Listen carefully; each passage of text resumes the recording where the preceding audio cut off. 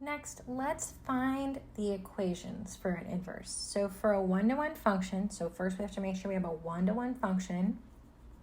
We find the inverse by changing the x and y, solving for y, and then rewriting y as f inverse of x. That tells us that those two functions are inverses. So we interchange our x and y, solve for y, which is a good habit to get into, and replace that with f inverse of x. So f of x is 2x plus 5. Let's check first. Is this a function? Yes, its graph is a line, right? It's a line with the slope of 2, y-intercept of 5. Is it 1-to-1? Yes. A line with positive slope would pass the vertical line test to be a function and the horizontal line test to be a function. So then what I do is I first interchange x and y. So now I have x equals 2y plus 5, and now I solve for y.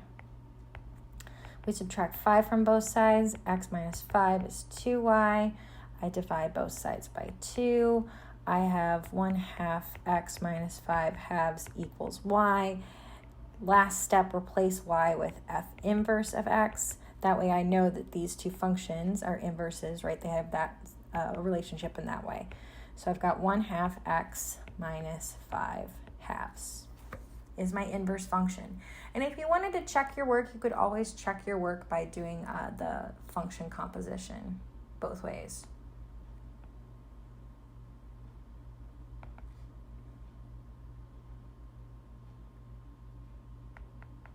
Check by function composition.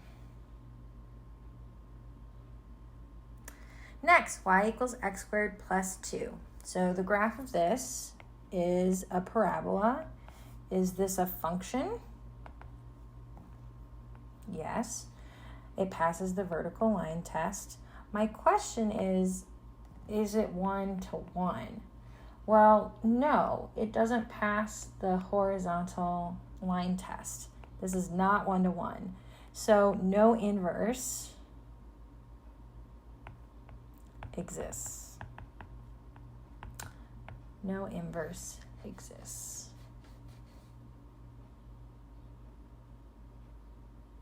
Next, f of x is x minus 2 cubed. So this is a cubic function. It's going to look something like this. We learned about these in chapter 9. So it passes the vertical line test. So it is a function. It passes the horizontal line test. So it is a 1-to-1 function. It's going to have an inverse. Let's find it. So the first thing I want to do is interchange my x and y. So now I'll have x equals y minus 2 cubed. Then we're going to solve for y. So we start out by taking the cube root of both sides. So I have the cube root of x is y minus 2.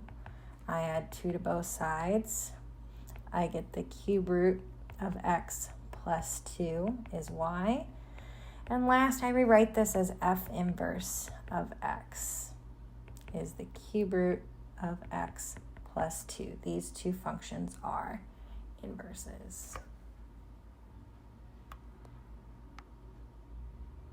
So lastly, some important facts about inverses. If a function is 1-to-1, it has an inverse. The domain of a function is the range of its inverse, and the range of a function is the domain of its inverse, right? And change places. If the point AB lies on F, then the point BA lies on its inverse, and the two graphs are reflections of each other across the y equals x axis.